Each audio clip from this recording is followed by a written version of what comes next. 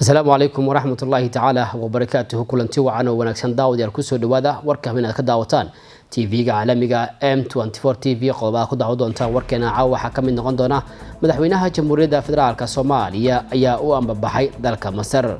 Madaxweynaha Jamhuuriyadda Federaalka Soomaaliya Xasan Sheekh Maxamuud oo qaar kamid ah dalalka xiriirka soo jireenka la wadaaga dalkeena ku maraya socdaal ku saleysan dib u xoojinta iskaashiga diblomaasiyadeed ayaa maanta u ambabaxay Jamhuuriyadda Carabeed ee Masar.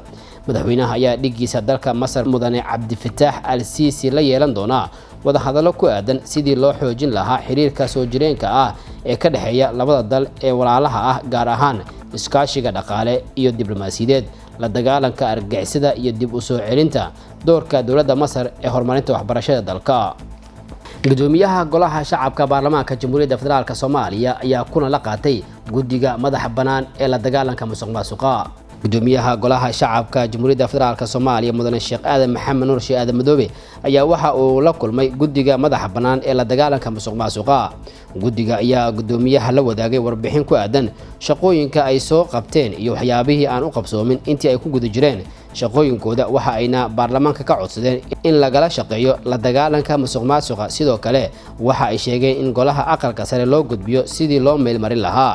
gudoomiyaha golaha shacabka ayaa soo dhaweeyay shaqada guddiga isla markaana sheegay in laga gacan siin doono sidii shaqadooda ay u qabsan lahaayeen. hayeeshee waxa kale uu kula dardaarmay inay sii laba jibaaraan shaqooyinka ay qaranka u hayaan, taasoo muhiim u ah habsami u socodka shaqooyinka dowladda qaybaheeda kala duwan.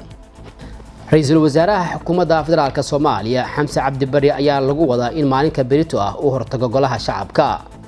xildhibaanada golaha shacabka baarlamaanka Soomaaliya ayaa maalinta beri ah Isniin ah xarunta Villa Hargeysa ku yeelan doona kulan uu ku hortagayo ra'iisul wasaaraha xukuumadda federaalka Soomaaliya.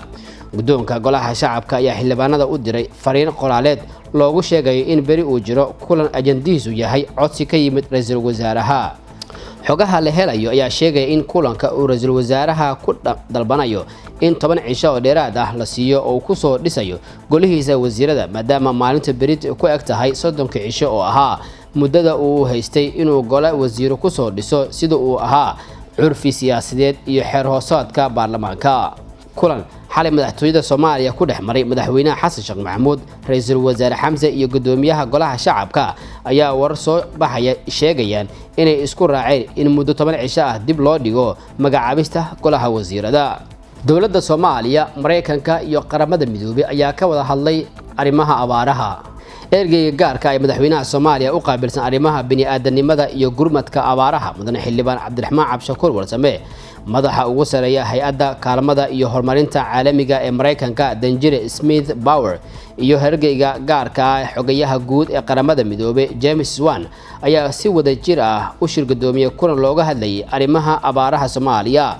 kulanka oo ka soo qayb galeen qaar ka mid ah danjirayaasha wadamada Soomaaliya deeqaha siiya sida Mareykanka, qaramada midoobay, midowga Yurub, Ingiriiska, Turkiga, Sacuudiga, Imaaraadka Carabta iyo dowladda Qatar ayaa si guud diiradda loogu saaray xaaladda abaaraha Soomaaliya, halka uu marayo dadaalkii gurmadka iyo sidii loo dardargelin lahaa.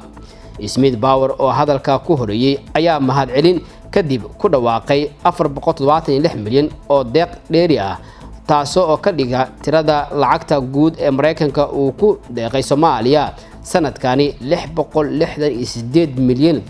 Smith ayaa sidoo kale sheegay in dowladdu ay dadaal ku bixinayso u qaraamida gurmadka abaaraha Soomaaliya. wadamada kale ayaa dhankooda ka warbixiyay deeqaha ay siiyaan Soomaaliya, iyagoo muujiyay sidii ay u danaynayaan xoojinta dadaalada ku aadan gurmadka abaaraha. wararkii ugu dambeeyay ee ka soo baxaya dagaaladii u dhaxeeyay Liupoliska iyo Al-Shabaab, waxaa maanta xaalad degnaansho ah oo aan caga buuran ku taagnayn laga dareemaya xaaladaha deegaanadii dagaaladu ay ku dhaxmareen ciidamada Liupoliska ee dowlad deegaanka Soomaalida iyo Al-Shabaab. muddo 4 maalin ah oo ay socday dagaalka waxaana laamaha amniga dowladda deegaanka ay sheegeen inay soo afjareen weerarkii kaga yimid ururka Al-Shabaab, isla markaana ay ku dileen in ka badan 100 xubnood. xubnaha ka tirsan Al-Shabaab ee gudaha u galay dhulka dowlad deegaanka ayaa ilaa iyo haatan la ogeyn halka ay ku wajahan yihiin iyo ujeedadooda rasmiga ee hayeeshee la sheegay inay weli ku sugan yihiin meelo ka mid ah deegaankaasi. dagaalka muddada 4 maalin ah dhex maraya ciidamada dowladda deegaanka iyo al-shabaab ayaa waxaa ka dhashay khasaaro dhimasho iyo dhaawac ah oo kala gaaray labadii dhinac iyo dad rayid ah, walow khasaaraha rasmiga ee shacabka aysan ka hadlin madaxda maamulka dowladda deegaanka Soomaalida. al-shabaab dhankooda waxa ay sheegteen in weerarka ay ku qaadeen dhulka dowladda deegaanka Soomaaliya ay ku dileen ciidamo fara badan oo liyu booliis ah, sidoo kalena deegaano badan ay kula wareegeen. daawadayaal weli waxaad naga daawanaysaan TV-ga caalamiga M24 TV, markaana ku soo dhawaada akhbaaraadka caalamka.